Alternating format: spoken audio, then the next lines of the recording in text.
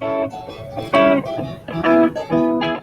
everybody, if you're a restaurant or hotel business, you know how crucial it is to manage costs without sacrificing quality. That's where FoodBuy, the largest GPO in the industry, comes in. With FoodBuy, you gain access to exclusive pricing, unmatched buying power, and a vast network of trusted suppliers, all designed to help you save time and money. Whether you're running a high-end hotel or a bustling restaurant, FoodBuy is your one-stop partner to streamline purchasing and get the best deals. Want to see how they're changing the game? Visit foodbuy.com today and take your supply chain to the next level. That's foodbuy.com, making smarter purchasing easier than ever.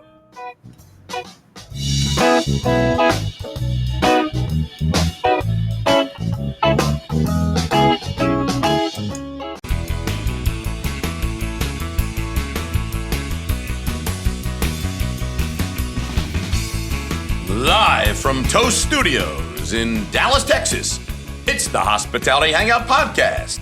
Toast, built for restaurants, built for you. I'm loving it, Chatsy. Listen, I'm going to welcome you more formally to the Hospitality Hangout, a hospitality-focused podcast where the founders of Branded Hospitality share their insights and bring technology and hospitality, a lot of hospitality, leaders that are making...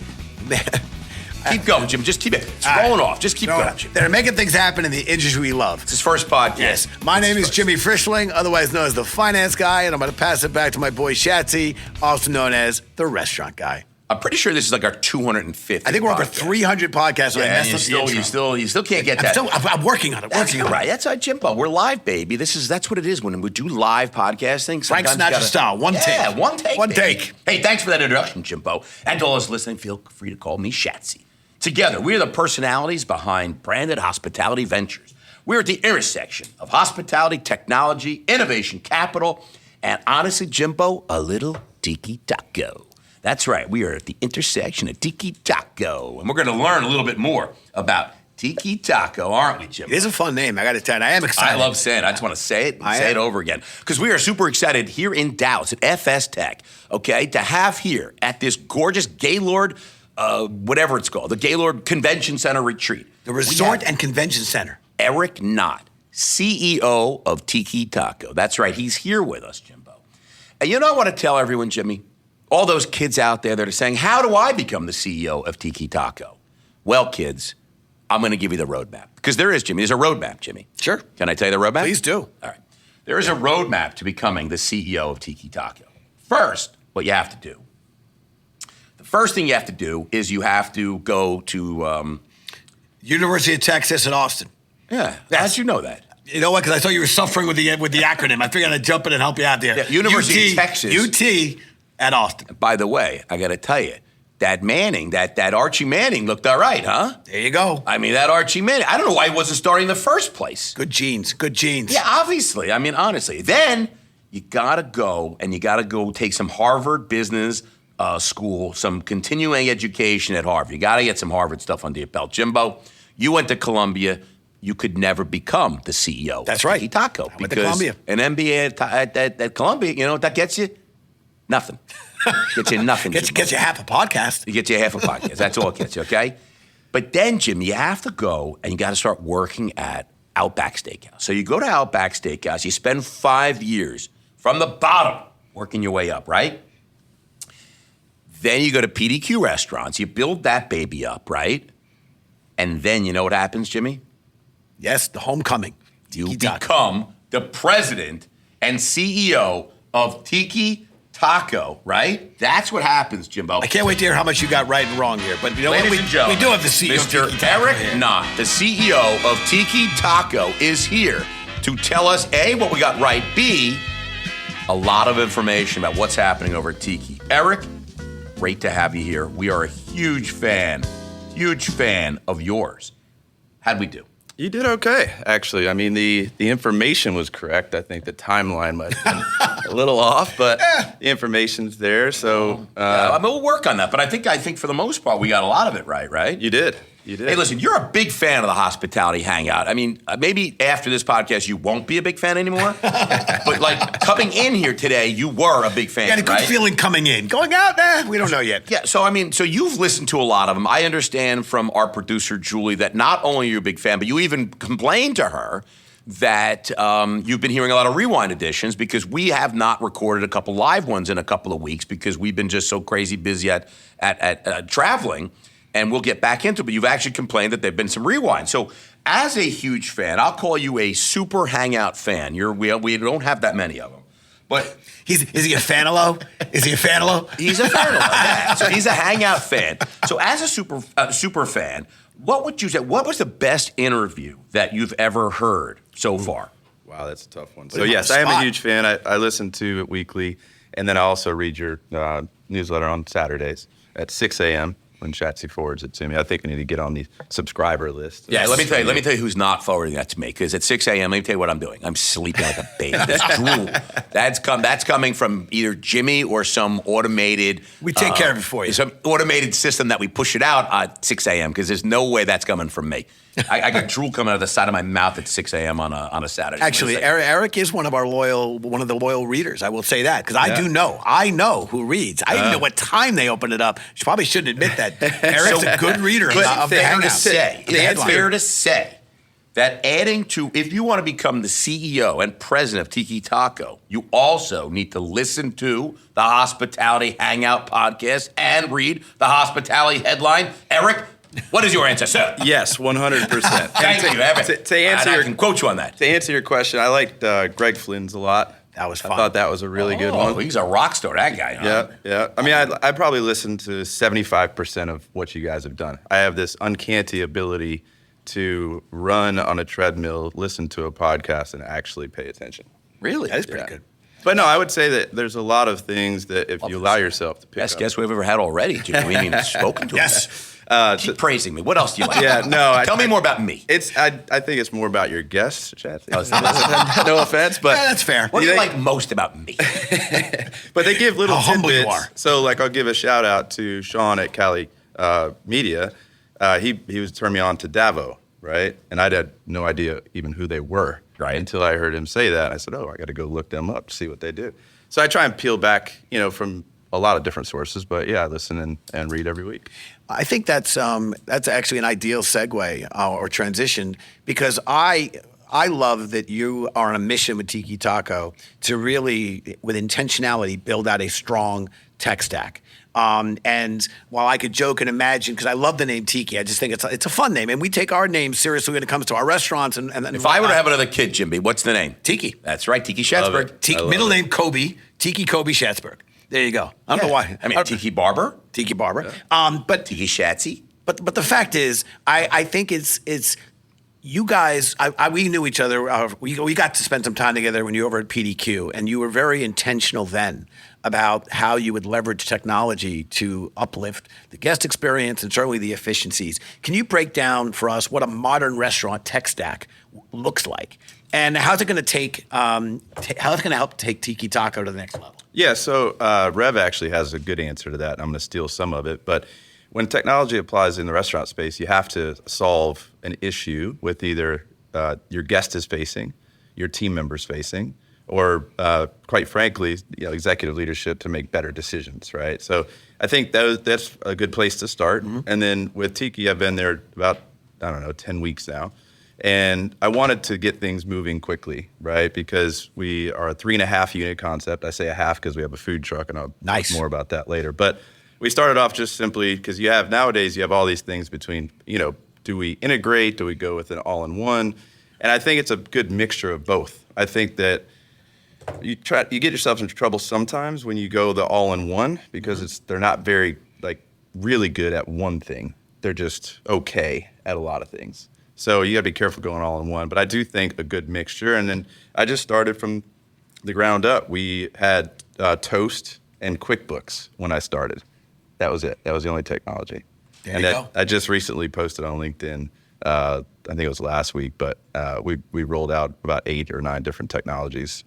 I think it's awesome, and I like how I love it. I like how you talk about. And this is, we refer to the tech companies that we work with, invest with, as operator centric. It's got to solve an issue. It's got to address a problem, address a challenge, solve or capture an opportunity. And you started off by saying the tech's got to do something that means That's right. brings value to talk to the front of the house, the back of the house, the executive leadership. And I think that's what a lot of people miss is they start thinking of nice to haves. When you're in the weeds, you're fighting in there, you're trying to deliver value for the guests and experiences. You need stuff, the tech, that's got to actually address a challenge, an opportunity, or even a problem. Yeah, I don't have time for the nice to haves. No nice to haves. Oh, No time nice for that. We're very busy. Listen, talking a lot about tech and tacos. You see, I like that, by the way. I like tech and tacos. And That it's Tuesday. And Tuesday tech and tacos. Tiki tech and tacos. There's a lot of Tiki teas. A lot of teas. Chatsburg. Tech chats. You lost us there. You lost us on the chats. I mean, I could do this all day long, right? No, Listen, we don't have time. there's something special about a hometown hero, right? Tiki Taco is a hometown hero, right? It's people really love it, they know it, and a hometown hero restaurant is awesome. And you're going to take this. You got 3.5 stores. You told me when I saw you last week that you will have 200 stores within the next 6 weeks, which I think is remarkable. It's unbelievable. I mean, this is how you work because you move fast. You said so yourself. You said I move fast, Jimmy. All right. And you're like the cool kid, right? You're like the cool kid right now, right? So what does it mean for you to be that taste of home for your guests? Like, what does it mean for you? And you embed yourself in the community, but then you have to grow and like leave out of the community. Like, how does that work? Because you're a hometown hero, but now you're gonna, to grow. I mean, you're gonna have to go to other places. Yeah, I think it all comes down to the culture that you build within the organization, right? So right now, on top of doing all these tech-related functions, we're also doing a lot of grassroots marketing locally with schools and churches and basically anybody that has a need for either a donation, a sponsorship, or even just the food. And I think that once we build out the culture of that within our 3.5 restaurants, and then it just becomes part of what we do when we start to grow outside of KC or Kansas. So is that what are the new markets? So right now we have 2 in Kansas City and 1 in Kansas, and then next year we'll probably, your number was a little bit off on 200. Just a little. Yeah, but I do move fast. I was drinking when I heard you. Yeah. so next year we'll probably do 4 to 5 in our home market. That's what I meant to say. I meant to say 4 to 5. Yeah, 4 to 5 next year, and then we haven't quite decided if we want to do the franchising route yet or keep it to ourselves. So now, when you're in Kansas, can I ask you a question?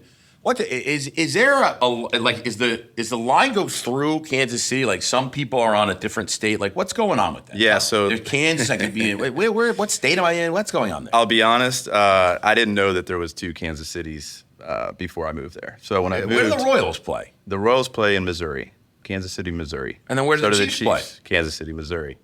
Who plays in Kansas? The only team we have in Kansas is the Sporting, which is our men's soccer team. So nothing's happening in Kansas. No, I shouldn't really say that out loud because we're gonna build lots of no, stores it's not in Kansas. They bad. play nice with each other. Yeah. But couldn't. So which was the first Kansas City? Was it Missouri or Kansas? It was Missouri. Well, why did Kansas City not make up their own name? Well, what happened was I think at some point they just drew a line and say, "Hey, we want to be a different state."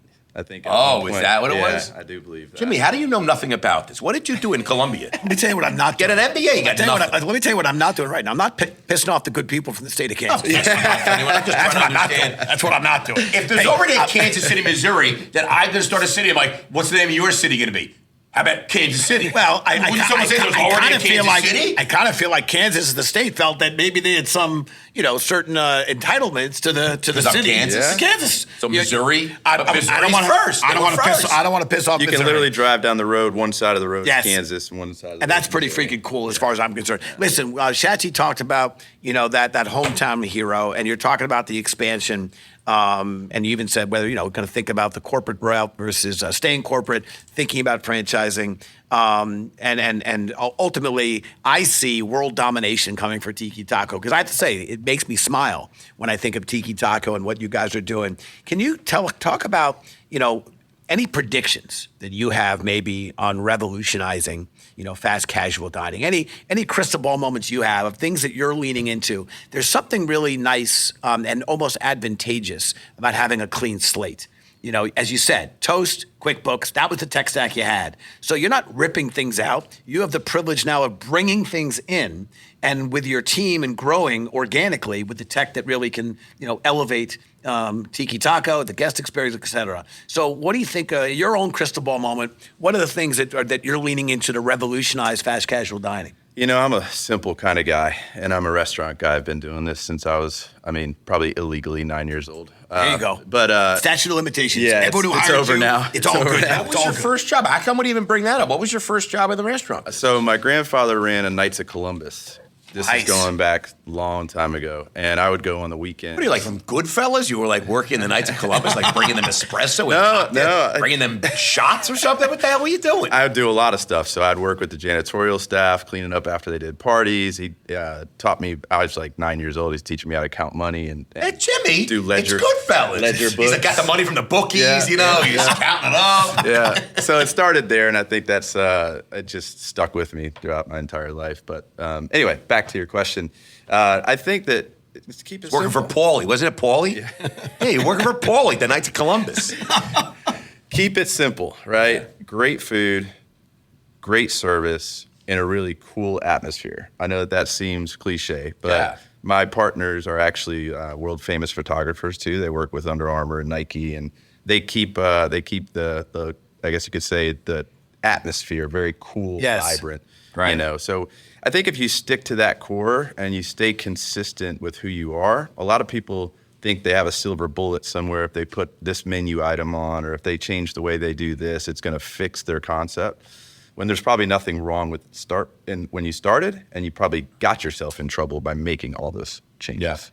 It's really cool. Oh, thank you for sharing that. Jimmy, that was the most insincere really cool I've ever heard. No, really that was not a good really I was trying to. that's really cool. When am I eating my apologize. turkey sandwich? When I was you're looking over there at your sandwich, and you're like, that's really cool. When's Eric getting out of here? No, don't tell me. What I was thinking of is that was not a good really cool, was it? I'm going to stay indifferent. Yeah, look at that sandwich over there. No, the sandwich does look He good. looked at you like the cartoon. He looked at you and you were like a hot dog. He said, can I eat Eric? Or Is he a taco? He's a taco. Yeah. Like Eric is a taco. I want to defend myself. Not that I think I have to. I want to defend. I actually dig that use the KISS theory, the keep it simple, and you want to be authentic to your brand. And I was thinking of when you were talking, I was thinking of some of the joints, that have simple and direct menu items. Burger, shakes, and fries is a joint in Connecticut, for example. You know what they have? Burgers, shakes, and fries. That's the menu. And you can add cheese, not cheese. Tell me that name of that place. I want to go there and ask for a hot dog. Burger, shakes, and fries. So I think to your point, people are always trying to zhuzh or add something that they think is ultimately going to, I assume they do it because they feel they want to bring some positivity. And yet what made them attractive to their guests was staying true to themselves. So I actually was enjoying that comment. That's what I was. Burger, shakes, fries, and chicken and broccoli. That's all we got. And then it'll be five General more Chow's things chicken next week. Burger, shakes, fries, and General Chow's chicken. And a taco, and tacos. And who doesn't like tacos? I like it. I don't like tacos. Jimbo, are you going back with are you reading this next question, or you want me to? No, it's yours. It says you, though. No. I did my two. You did that? I boxed my two. All right, so there? I'm going. I can't Yes. wait because I got some really good stuff too. All right, let me just. Yeah, because you're like in a weird Michael J. Fox, Back to the Future phase right now. You're going through. I don't know. Maybe because they went on Broadway now. They have the Back to the Future the musical. You're really pulling out your Michael J. Fox stuff here. I don't know. I'm just gonna put on some music for All this. Listen, before we move on, we're gonna play a game called Restaurant Time Warp. Tiki Taco version. Tiki Taco edition. All right? Eric Knott, CEO. If you could bring back one piece of modern restaurant technology back to Outback Steakhouse, when you were at Outback Steakhouse, you were 9 years old, you left the Knights of Columbus. Everyone got arrested. They were all thrown in jail. You were 9, so they said, go see your mother. You got to get out of here. You go over 10 years old. You're at Outback Steakhouse. You told me you were 14. What would it be? What would you bring back? Then you blow everyone out of their blooming, onion-loving minds. That whole, what technology would be back? I'm going to actually give a branded company a shout out on this. Oh, I love it. Nice. Ovation with Marquee. Oh, boom and boom. Yeah. Wow. Say it louder. Ovation. Ovation with Marquee. Yeah. With Marquee. And because I think why are you bringing that back? Well, back then we relied on someone telling us whether that was good or bad, their experience. And you had the cards, right? People filled out. That's right. How they felt. Comment box, right? Yeah. You open them up. Yeah. So I mean, I think yourself. Why would someone do that? People did that. I hated that. But it just makes it easy, right? So I mean, I just obviously launched them, I think 8 weeks ago, and we've had upwards of like almost 12,000 comments. Is that right? Yeah. No, nice shout out to our friend and partner, Zach Oates, and the entire Ovation team. And we love the guys at Marquee. Yeah. So congrats to them. And look, I think you wanted tech that adds value and it's moving the needle, and getting guest feedback is so important.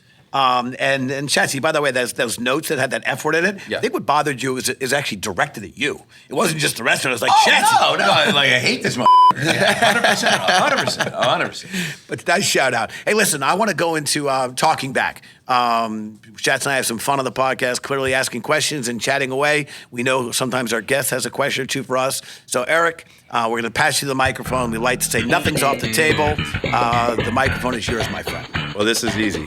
So I'm going to be super selfish and ask a self-serving question that you both need to answer. So what advice would both of you give me in starting this emerging brand as we start to grow? I like it. Shats, you want to tackle that? I didn't hear it. I was playing with thing. I heard something about advice. What advice? What advice would you give me? Would you give the CEO of an emerging restaurant group, Tiki Taco? Listen. Obviously, he's got the food down pat. So they know what they're doing, right? I think the most important thing, and to say something, it's obvious. You have to be incredibly precise and diligent as you grow on your real estate. Because at the end of the day, this is all about real estate, right? So, and sometimes people get bamboozled by accepting deals from real estate people, landlords that are trying to build a new whatever it is or something, a new mall, a new this, a new area, and they give great opportunity, great deals on the rent. And that can be very attractive. They'll do build outs for you, TI, right? They'll give you that type of stuff. And it's very attractive, and it's very, very easy to fall victim to that. But I think as you grow, you have to be incredibly, really, really diligent about your real estate selection as you grow your next door, because you have to make sure that each store can stand on its own 2 feet. You can't mush them all together and be like, well, this store stinks. So I think you got to be really, really patient and make sure that as you pick the next spots that you're going to grow, they're like you make sure that these are off the chain. There's no possible way that this location can fail. I like your answer, Shatsy, and I feel though like we did. I sound really smart on that one, Jim. I mean, honestly. Well, actually, what I was going to say is I kind of feel like what I was talking about. I feel like we took your time machine, we went back, and then we came forward. And I kind of feel like somehow we switched because you went to a very kind of number-oriented, financially sound piece of advice about real estate. And yet when Eric asked the question, I quickly defaulted to something much more qualitative. First of all, I love what you're doing on LinkedIn. And so Shatsy's like a LinkedIn influencer, and I'm like a pishacock on LinkedIn. And yet, you say that you're not. You're a big pishacock. But I'm thinking, I love how quickly when you stepped into the leadership role of Tiki Taco, you quickly made your social media presence important. And my advice is going to be to continue on that regard because I think we're in a unique environment. I get a lot of questions about the failure rate of restaurants, and the failure rate is growing, it's going up. And yet our restaurant industry sales are breaking records of $1.1 trillion or more. So you have an environment where sales are soaring, and yes, the failure rate's high. And to me, it's because you have brands like Tiki Taco that are winning business. It's somewhat of a zero-sum game. Restaurants grow somewhat at they're only 3 meals a day and a couple snacks. So the fact is, every meal Tiki Taco. Is that you too? Are you included in that? I'm 3 meals and a couple snacks? 4 snacks. But every meal, every customer that you win, every guest you win is coming from somebody else. Oh, nice. And to a certain extent, the advice I would give is I want you to lean into your brand, your voice, your authenticity. I learned today that you're a photographer photographers in your partnership. Yep. That's the kind of stuff I think will be engaging and differentiating. The good food and that's table stakes. And I think you guys are creating a brand that people will lean into and get excited about. So my advice is leverage the digital tools, which you are, and continue to pound on that, because I think you're ripe for growth. And you can differentiate yourself by continuing to highlight your voice and your brand's voice through social media, through digital marketing, and the personalization that you're going to leverage the tech stack to do. Jimmy, how many stores will Tiki Taco have same time next year at FS Tech? Go. I think they're going to have 9 stores next year and a pipeline. I think the big question that we're going to have for Eric when we come back to FS Tech is what do you want to do about staying all corporate versus a franchising model? Because I think the taco space clearly is desirable. There's fierce competition in every freaking vertical you can imagine. But I will say that I certainly feel there's a lot of room for some of the existing franchisees who are not yet engaged in the taco space to be leaning into and talking to Eric about his brand. So I think next year, 10 plus or minus 10 stores. What's the over-under, Jimmy? Just what's the over-under? 10's the over-under. Everything 10. doesn't have to be a 20-minute answer. But clearly, the question he's going to have to answer next year is he staying all corporate or is he going to have a franchising relationship in place? All right, well, we're going to have him back next year, same time, maybe sooner, but we're going to find out. All right, listen, I got to get the hot or not, Jimmy. Yes. This guy's got to go open more stores. He's going to get those 10 stores. Yes. You got to sit get around moving. you all day. All right, hot or not? All right, Eric, not hot or not. I'm going to ask you a couple. I'm going to throw out a couple lines. I want you to tell me if it's hot or not, all right? All right. You ready? Yep. Ghost kitchens. Not. Plant-based meat alternatives. Not. Kiosk ordering. Hot. Breakfast all day. I'd go warm. Warm. Jimmy, I'll go right to the Eric has given you some great ammunition. He did, but I want to go right to the kiosk ordering. That was the one that he enthusiastically had with hot. So I think he said super hot. Super hot. Well, enthusiastically. So I want to hear Eric's comments on the kiosk ordering and why that was super hot. Yeah, so, I mean, obviously with what happened in 2020, right, and that whole deal. Can you fill us in? What happened? Yeah, that What are you thing that referring to, happened. But no, it kind of leveraged the whole technology space getting sped up. And then with that came along kiosk ordering. And I also think generationally, you have a lot younger people that don't really want to interact. They just want to go play the game on the kiosk, order their food. But you have people like me, I might be on a trip on the phone with somebody, not want to interact with them, so I use it. And then even like I was with my great aunt like 2 weeks ago, and she went up and used. She's 65 years old, so it's Wait, how old's your great aunt? 65. That seems very young. Yeah. Your aunt's like my Very young. age. How is your great aunt the same age as me? That's ridiculous. Oh no, my aunt, not great aunt. Sorry. Oh, that makes more sense. Yeah. But so he caught Eric's a me. young man. Yeah, But it's like, damn. even she went up and used it, right? So it's like this thing now. Everyone wants to use it. Yep. So I could be your uncle. You probably could. It's so sad. You're heading It's down not the path sad. I want to get you off, Shads. Don't go down that But I path. could be his uncle. I mean, if his aunt is my age, I mean, I could be your uncle, Uncle Shatsy. Yeah, You could be. call me Uncle Shatsy. There you go. And then on top of that, they will open up throughput, right? So like for someone like me who's about to test a kiosk, I have 2 cashiers, I have a bartender, and then I'll have at least 1, maybe 2 kiosks, so I can increase throughput, lower the lines. And then I think the most important thing is that when people use them, they're getting offered an upsell every single time. So the per person on the check is higher, but also the basket size of the entire check gets higher too, because people don't feel guilty about ordering more food when it's from a machine rather than a person. So I might not order the milkshake or the dessert. We have Choco Tacos at Tiki Taco, Right. but I might not order that from a human because I'm like, oh, they're Why going is to it? judge Because me. you feel like guilty? They're gonna like judge saying- me. Like they're going to judge you? Be like, Yeah. how much food is this guy going to Yeah, eat? pretty much. That's exactly right. Also, to Eric's point, the human cashier might be able to ask that one question, but they can't ask more than one. And if they get a no on the first, they're definitely not asking. The kiosk, can do this seamlessly, elegantly, and they can keep going. And imagery, the kiosk, I love that you're leaning into kiosk. I love that that's super hot because to me, that is absolutely going to become, I think it's going to become just embraced universally by quick serve and fast food. Hey, fast Jimmy, casual. remember Monty Python? I think it was The Meaning of Life when when the guy was sitting there, the big fat guy was sitting there, and he ate everything, and the guy comes One over. more bite. I think it was wafer thin. I think John Cleese came over. Yes. Would you like a little bite? Just a wafer thin.